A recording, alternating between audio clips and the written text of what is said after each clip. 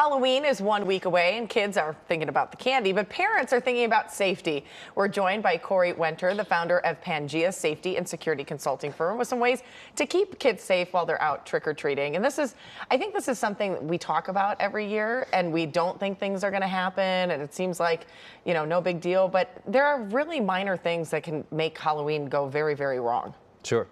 The biggest risk on Halloween for children is actually being hit by a vehicle. Right. The risks are actually 4 times higher on Halloween than any other time of the year.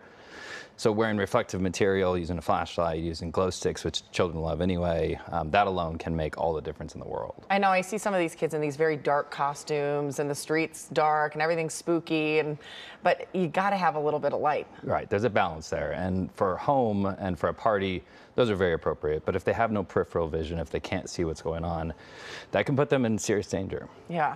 How do you teach kids about which homes to go up to and which homes to skip?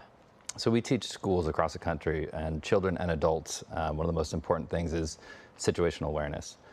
Halloween presents a really unique opportunity where you can even pry it from them. You can drive down your own street prior or walk with them, ideally, and point to homes, and they'll tell you what home is a home that you should go to on Halloween, because the baseline of normal activity for Halloween is a scary looking home. It's inviting. There's all these things going on. There's decorations in the yard. Right. There's music potentially. Right, and point to another home where there's absolutely nothing, and that's a home that uniquely on Halloween they should avoid.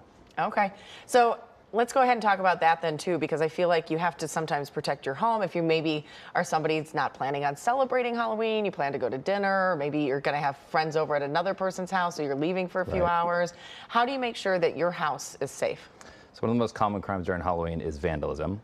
But on the other, so if you're leaving and you have an alarm, which you should have, absolutely set it. And outside of that, if you're going to be there and you're going to be opening your door to hundreds of strangers potentially, something you can do prior is the same thing we do when we do vulnerability assessments for homes. Look at it from an adversarial mindset. Walk up to your own home today and look at it and say, what information am I giving away to the world?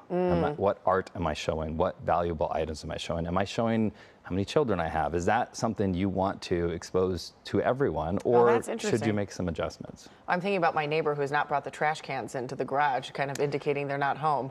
Yes. Somebody go bring those in. You should bring them in. I already brought them to the garage and set out on the street and put them labeled, so I'm trying.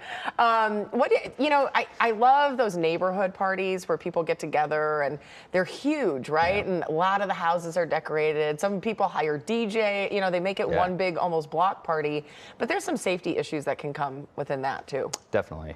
So going back to the #1 risk being vehicles, if you can shut down a street using DOT or law enforcement or security or patrol services or anything like that, that's ideal. You want to separate vehicles from cars, and that takes the #1 risk away. Yeah.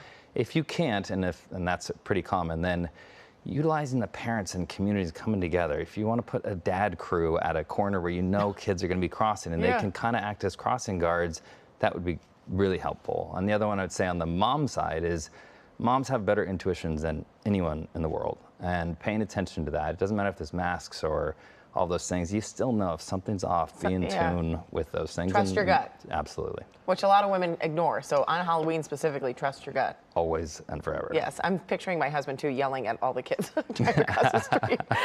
That would be funny. He's right. I know, but it's like, okay. Cory, thank you so much for being here. I appreciate it.